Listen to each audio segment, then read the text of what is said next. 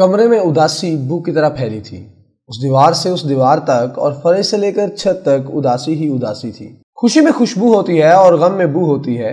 آپ خوش ہیں تو آپ کے دائیں بائیں آگے پیچھے خوشبو ہلکورے لے گی اور آپ کو دیکھنے آپ کو ملنے والے لوگ اس خوشبو سے مست ہو جائیں گے، اور جب غم آئے گا تو آپ کے وجود سے ہلکی ہلکی بو نکلے گی اور یہ آہستہ آہستہ آپ کے پورے ماحول کو آلودہ کر دے گی، اور یہ آلودگی آپ کے ارد گرد موجود چیزوں کی ہیئت، رنگ اور روشنی پر اثر انداز ہوگی۔ آپ کی روشنیاں مدھم ہو جائیں گی، آپ کے رنگوں کا رنگ اڑ جائے گا، آپ کی چیزوں کی شیپ خراب ہونے لگے گی۔ میں اس کمرے میں داخل ہوا تو وہاں اداسی کی بو پھیلی تھی۔ وہ اس بدبو میں لاش بن کر ایزی چیئر پر بیٹھا تھا۔ چیئر آہستہ آہستہ آگے پیچھے ہو رہی تھی، اس کی روسی بلی اس کے قدموں میں بیٹھ کر اس کو حیرت سے دیکھ رہی تھی، اور اس کی گھڑی معاف کیجیے گا وال کلاک کی ٹک ٹک ماحول کو مزید اداس، مزید دکھی بنا رہی تھی۔ ہماری جذباتی کیفیت کو سب سے پہلے ہمارے پالتو جانور پہچانتے ہیں۔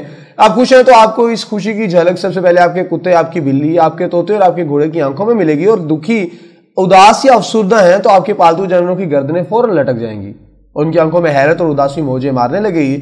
اس کی وجہ جذبات ہیں۔ ہمارے اپنے پالتو جانوروں کے ساتھ جذبات کا تعلق ہوتا ہے، چنانچہ جانور ہمارے جذبات میں آنے والی ہر تبدیلی بھانپ لیتے ہیں۔ آپ کسی بھی شخص سے ملاقات سے قبل چند لمحوں کے لیے اس کے پالتو جانوروں کے پاس رک جائیں، وہ آپ کو اپنے مالک کی جذباتی کیفیت سے آگاہ کر دیں گے۔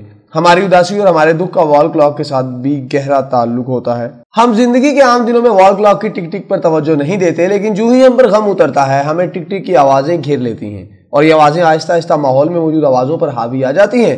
گھڑی کی ٹک ٹک اور اداسی کا آپس میں کتنا گہرا تعلق ہے، آپ اس کا اندازہ فلموں سے لگا لیجئے۔ دنیا کی تمام فلموں میں جب کردار اداس یا دکھی ہوتے ہیں تو فلم میکرز گھڑی کی ٹک ٹک سناتے ہیں، اور کمرے میں بھی گھڑی کی ٹک ٹک تمام آوازوں پر بھاری تھی۔ میں کمرے میں داخل ہو کر اس کرسی کھینچی اور اس کے پاس چپ چاپ بیٹھ گیا۔ ہم بڑی دیر تک اداسی کی بو اور وال کلاک کی ٹک ٹک میں چپ چاپ بیٹھے رہے۔ اس کی روسی بلی کبھی اس کی طرف دیکھتی تھی اور کبھی میرے پاؤں چاٹنے کی کوشش کرتی تھی، اور میں حیرت سے کبھی دائیں دیکھتا تھا اور کبھی بائیں۔ یہ شخص میرا دوست تھا، یہ ملک کا نامور تخلیق کار تھا۔ اس کی نظمیں، اس کے افسانے، اس کے کالم اور اس کے ڈرامے ملک کے لاکھوں لوگوں کی ذہنی غذا تھے۔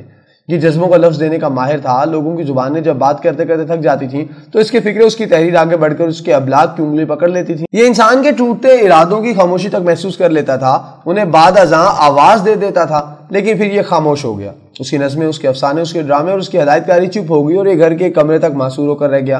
ڈاکٹر آتے رہے، ڈاکٹر جاتے رہے، دوائیں آتی رہیں اور خرچ ہوتی رہیں، بیوی بچے اپنا اپنا زور لگا کر تھک گئے، لیکن اس کی اداسی، اس کی چپ کی بف نہ پگھلی، یہاں تک کہ اس کی بیوی نے مجھے فون کیا اور میں اس کے کمرے میں اترنے پر مجبور ہو گیا۔ وہ کمرہ نہیں تھا، وہ زندہ انسانوں کی زندہ قبر تھی۔